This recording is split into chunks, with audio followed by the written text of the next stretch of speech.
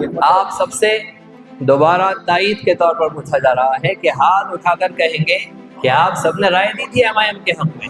اللہ اکبر کہہ کر تائید کی۔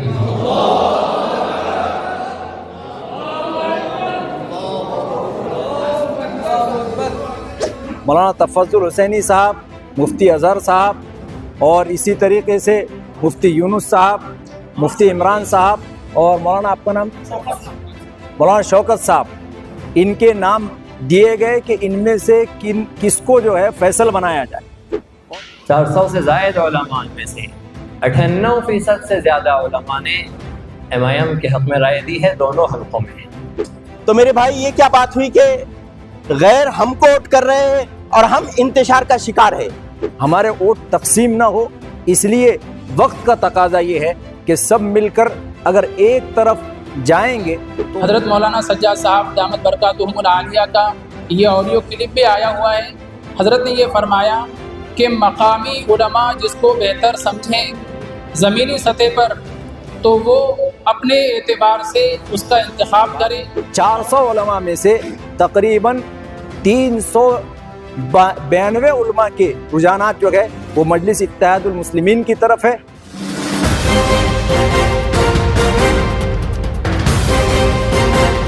یہ ہے خبروں کی خبر اور آپ دیکھ رہے ہیں خبروں کی خبر ٹی وی۔ السلام علیکم ورحمۃ اللہ وبرکاتہ۔ بھائی الحمدللہ آج بتاریخ 17 نومبر 2024 بروز اتوار بعد نماز ظہر سارا فنکشن ہال کٹکٹ گیٹ پر ایک علماء اکرام کا مشاورتی اجلاس رکھا گیا، اور یہ اس لیے رکھا گیا کہ تمام علماء اکرام کشمکش کے شکار تھے، کیونکہ یہ چاہ رہے تھے کہ ہماری بھی رائے لی جائے، ہم سے بھی پوچھا جائے کہ ہم کیا کہنا چاہتے۔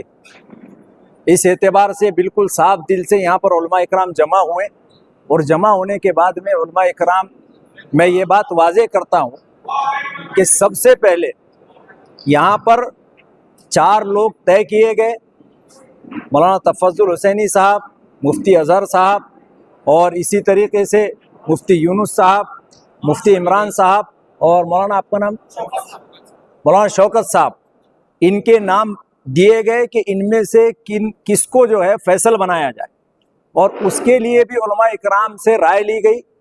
تو الحمدللہ مولانا تفضل صاحب کے حق میں 48 نام آئے، 48 لوگوں نے مولانا کی رائے دی، اور اس بنیاد پر مولانا تفضل حسینی صاحب کو اس اجلاس کا امیر فیصل مقرر کیا گیا۔ پھر اس کے بعد میں تمام لوگوں سے رائے لی گئی، نام لکھے گئے باضابطہ ان کے، اور زمینی سطح پر کیا حالات ہے اس حالات کی مناسبت سے علماء اکرام نے اپنی آراء پیش کی کہ، اور یہ بھی بات واضح کی گئی اس میں کہ جو ہے ہمارے ووٹ تقسیم نہ ہو، اس لیے وقت کا تقاضا یہ ہے کہ سب مل کر اگر ایک طرف جائیں گے تو ہو سکتا ہے انشاءاللہ ہم سب کو امید ہے اللہ کی ذات سے کہ اللہ تبارک و تعالی جو ہے یہاں پر ثمر آور فیصلہ یہاں پر ہوگا، اور ہماری ایک قیادت جو ہے وہ اسمبلی میں پہنچے گی۔ تو جتنے علماء اکرام یہاں پر موجود ہے، آپ سب نے دیکھے ہیں، انہوں نے ہاتھ اٹھا کر تائید بھی کی ہے۔ تو یہ جو فیصلہ لیا گیا تمام علماء اکرام سے الگ الگ رائے لینے کے بعد، ان کے نام لکھنے کے بعد 400 علماء میں سے تقریباً 392 علماء کے رجحانات جو ہے وہ مجلس اتحاد المسلمین کی طرف ہے، اور اس اعتبار سے علماء کے رجحانات کو دیکھتے ہوئے نوجوان علماء نے شہر کے یہ متفقہ فیصلہ کیا۔ اورنگ آباد شہر کے مقامی نوجوان علماء کی کثرت رائے سے رائے اس بنیاد پر لی گئی تھی کہ اپنے اپنے محلے، اپنے اپنے علاقے میں، اپنے ماتحت عوام الناس میں اسمبلی الیکشن 2024 کو لے کر کیا عمومی رجحان پایا جا رہا ہے، کس کے حق میں رائے دہی کرنے کا عوام کا عام رجحان ہے، اس بنیاد پر رائے لی گئی تھی۔ اور 200 سے زائد علماء میں سے 400 سے زائد علماء میں سے 98% سے زیادہ علماء نے MIM کے حق میں رائے دی ہے، دونوں حلقوں میں۔ اور یہ مشورہ صلاحیت کی بنیاد پر، یہ مشورہ اختلافات جو ایک دوسرے سے ہے ان اختلافات کی اصلاح اور صفائی کی بنیاد پر نہیں لیا گیا تھا. کون اہلیت رکھتا ہے، کون قابل ہے، اس بنیاد پر نہیں لیا گیا تھا. صرف اس بنیاد پر لیا گیا تھا کہ شہر اورنگ آباد کی عوام کا عمومی رجحان کس کی جانب ہے. اور یہ قوم کے نمائندے علماء کرام نے رائے دی اور صاف طور پر 98% سے زائد علماء کی رائے سے MIM کے حق میں یہ نوجوان مقامی علماء اورنگ آباد کے فیصلہ کرتے ہیں کہ عوام الناس فیصلہ کرے اور رائے دے، ووٹ دے MIM کے حق میں. ایک مرتبہ آپ سب سے دوبارہ تائید کے طور پر پوچھا جا رہا ہے کہ ہاتھ اٹھا کر کہیں گے کہ آپ سب نے رائے دی تھی MIM کے حق میں. اللہ اکبر کہہ کر تائید کیجیے.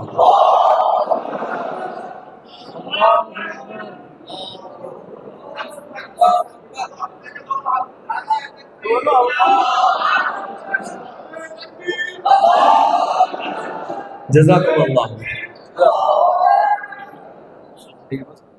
جیسا کہ شروع میں ایک بات بتلائی گئی تھی کہ ہمارے کینڈیڈیٹ کو جتانے کے لیے 70,000 ووٹ پڑنے چاہیے. تو الحمدللہ امت مسلمین کے 50